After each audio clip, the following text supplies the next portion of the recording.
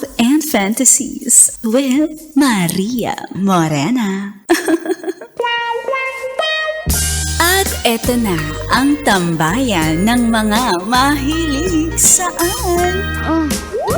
MILF, My Intimate Love and Fantasies.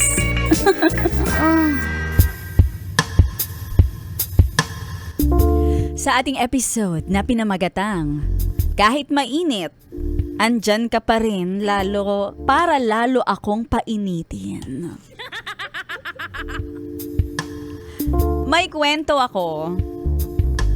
Isa akong babae. At share ko lang ang intimate love and fantasy ko.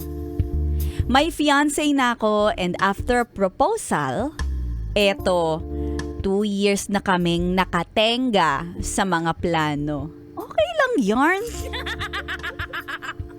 Ako naman, gusto ko nang magkaanak.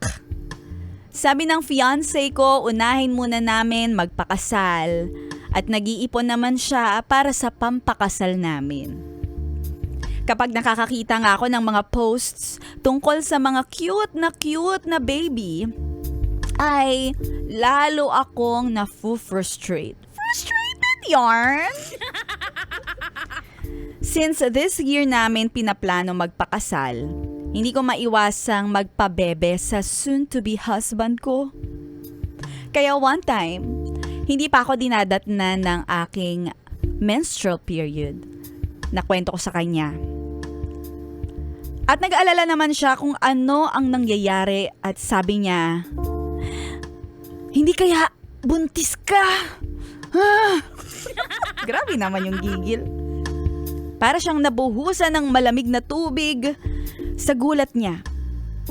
Kahit na ako naman ay sa totoo lang, nagbibiro lang ako. Pero si kuya, sineryoso niya.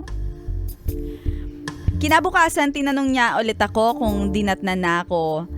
Pero wala pa hanggang umabot ng 1 linggo at wala pa rin akong dalaw. Parang nagbago ang ihip ng hangin. Naging extra sweet siya sa akin.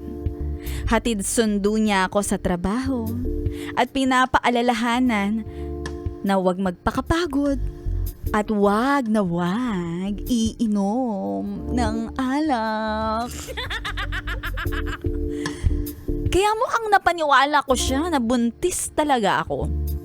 At ako naman, sa totoo lang, natutuwa at nag-e-enjoy sa special treatment niya. Kaya ako rin, kung todo acting naman talaga. Kesyo masakit ang tiyan ko na parang may sumisipa. Wow! Meron agad pa yarn?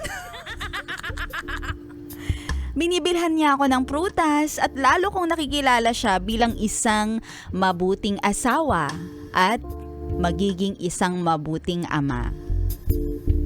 2 buwan na hindi ako dinatnan. At sa pregnancy test, negative naman ang resulta. Akala ko nag-positive na. Nagpunta na kami ng doktor para magpa-check at hindi daw ako buntis dahil may PCOS daw ako. Nalungkot ang fiancé ko na malaman na hindi ako buntis. Pero natakot ako. Takot ako. Na kung gusto niya magkaroon ng baby ay dapat magpaka-healthy ako. At baka yung malapit na sana naming kasal ay maudlot pa.